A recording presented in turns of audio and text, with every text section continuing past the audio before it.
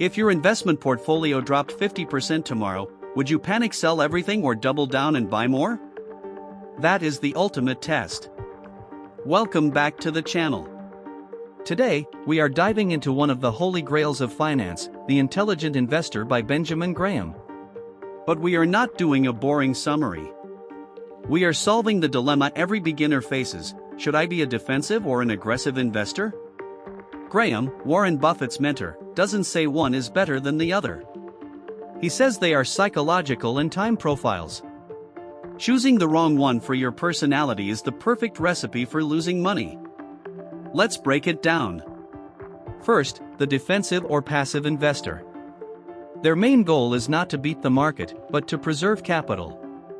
This is the person who already has hard-earned savings and doesn't want to lose them. They have a low risk tolerance. They prefer peace of mind over excitement. They have a low time commitment, they don't follow the market daily, they are long-term players. Graham's strategy for this profile is the 50-50 rule, half in stocks and half in bonds. But here's the twist: if stocks go up a lot, you rebalance, you sell some stocks and buy bonds to maintain the balance. It's an automatic way to buy low and sell high without thinking.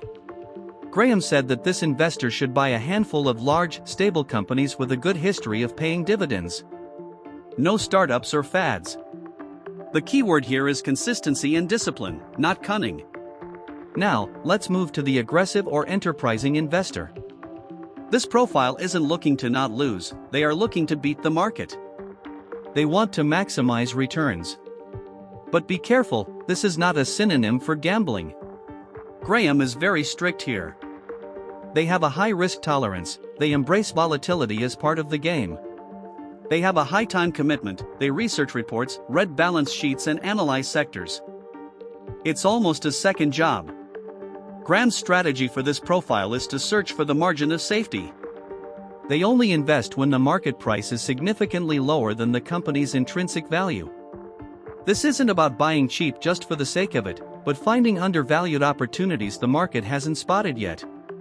Graham warned that if you don't have the time to analyze companies like a professional analyst, don't be aggressive. Being aggressive without knowledge is not investing, it's speculating, and speculators usually end up broke. Here comes the big secret Graham made clear: the successful aggressive investor is, at heart, a defensive investor in their mindset. What does this mean? Both have to be patient and rational. The aggressive one takes calculated risks but is ultra-defensive when it comes to paying the price. The defensive one is aggressive in their conviction not to give in to panic.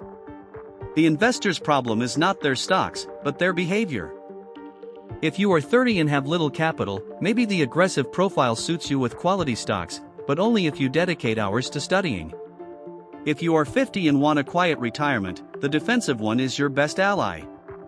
Now I want to hear from you: do you consider yourself more defensive or aggressive? Or are you in the middle? Let me know in the comments. And if you want to learn more about how to calculate the intrinsic value of a company and find those famous margins of safety, ask for it down below. If you enjoyed this breakdown, hit that like button, subscribe and turn on notifications so you don't miss the next episode of this financial saga. I'll see you in the next video.